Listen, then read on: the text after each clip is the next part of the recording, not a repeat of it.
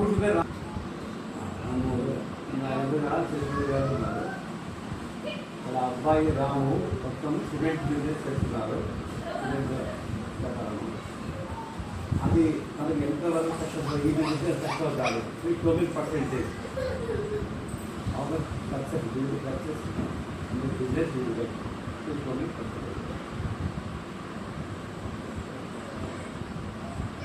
ఇది బాగా జరిగింది.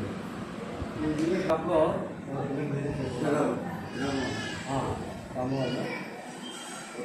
ఇప్పుడు ఉన్న షాప్ కాకుండా పక్కన వేరే తక్కువ రేట్లో షాప్ ఉంది. అక్కడ స్విచ్ చేస్తే ఇంకా తీసుకుంటే బాగానే ఉంటుంది అనుకుంటాము. బాగుంటుందా? 12% మార్కెట్ బాగుంటుందా? గుడ్.